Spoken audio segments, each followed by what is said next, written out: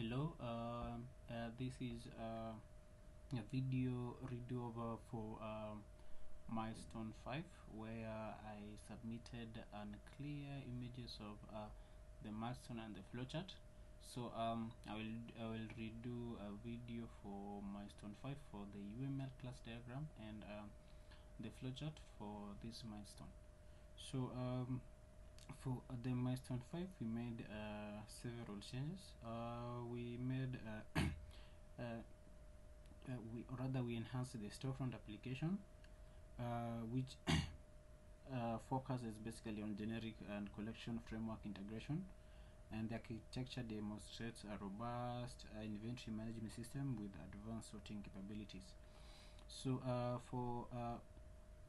the core class structure for this milestone, where we have the implementation of the comparable sellable product method, which enables natural ordering of products, and then we have the multiple comparator, which implements support of flexible sorting by name, price, quantity, or combinations. And then you also have the comprehensive property management, which names the description, price, and quantity with getters and setters.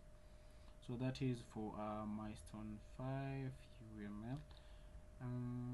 We also made changes in the weapon, armor, and health, or rather the specialized products, where we have the inheritance hierarchy where all three classes extend the sellable product, and then also each has specialized properties relevant to their type. And also we have the method overriding for customized string representations. For the specialized properties, weapon, armor, and health, for the weapon we have the damage, material level requirements, and we also have the two-handed status. For the hammer we have the defense, durability, weight, equipment, and slot. And then for the health we have the healing power, potion type, duration, and stackability. For the inventory manager for the milestone 5, we made an enhancement on the convert from arrays to a list, where we call the sellable product, where we have type safe collections. We also have multiple sorting methods, where we have ascending and descending by various criteria. Also we have the backward compatibility, where the array methods preserve for existing code. So that also stresses on the inheritance. On the shopping cart, we have the collection framework features with the list method for cart items, with the dynamic resizing and type safety. And then we also have the multiple view options, which display sorted by name, price, or custom comparators. And you also have the cart analytics, which with the average price, most or least expensive item. In the file IO system, we have the file service interface and JSON file service with a design pattern of interface-based design, which allows different file format implementations. You also have the JSON specialization, with current implementation uses JSON serialization, and then the dual support, which works with the both arrays and lists for flexibility. So key methods, we have the read-write operations and the JSON conversion, and also the error handling. So we made the generic operations where the types of collections throughout the system. Also we eliminated casting and runtime type errors, and then you also had a compiler and force type checking. So yeah, that is basically what we had for milestone 5 with the architecture of how it looks like. Now I'll go to the flow of the clear diagram that I've made for the correction. So we have the file services, which has the file service interface method, and then it copies to the JSON file service, which later is copied directly to the inventory management, or if there's an error, it leads to, or rather it calls the file service exception page. Then also for the sellable product hierarchy, we have the sellable product, which implements comparable of the sellable product, and this one we made changes to the classes of armor, weapon, and health, as I have explained earlier. And then the sellable product directly calls the inventory management, where in the inventory manager it goes to the inventory manager, which collects changes made via R and U commands, and then implements the changes to the storefront, where users can view the changes from the inventory, directly from the inventory.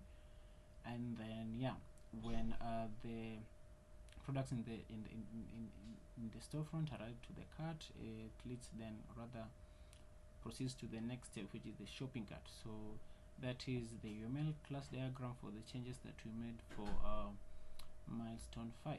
So I'll also continue to the flowchart for milestone 5 for the changes that I've made. For the flowchart, allow me to give a brief introduction of what we have achieved. I'll just zoom out. So I will give out a brief changes that we made for milestone 5 for the flowchart. So for this, we have the array list of operations, where we have the dynamic operations of the add, stroke remove without manual array management. And then you also have the automatic resizing, where there's no manual array copying. And then you also have the better performance, which with built-in collection optimizations. We also have enhanced sorting flow with 11 sorting options and multiple criteria and directions. The comparator-based based flexible sorting architecture. And then also have the list operations, which uses collection sort method and list method.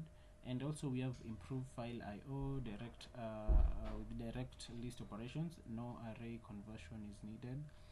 And then you also have the autosave feature, which automatically with automatic persistence after changes. And then you also have better error handling for this with the robust file operations. And then for the analytics integration, we have enhanced cart display with multiple analytics metrics. And then we have the shopping insights, which with the better user experience. And then finally we have the professional presentation with the enterprise level features. So we'll directly move on to the flow for the flowchart for milestone 5. So basically, rather, it starts the application, which then initializes the system and then initializes the inventory. If the inventory is successfully initialized, it displays the menu. If there is a failure in initializing the inventory, it loads default products, then displays the menu. Now here we go to the user option. So we have multiple areas in this. I will explain each. So first off, we have the enhanced sorting. So if the user chooses enhanced sorting, it shows the sorting options that we have.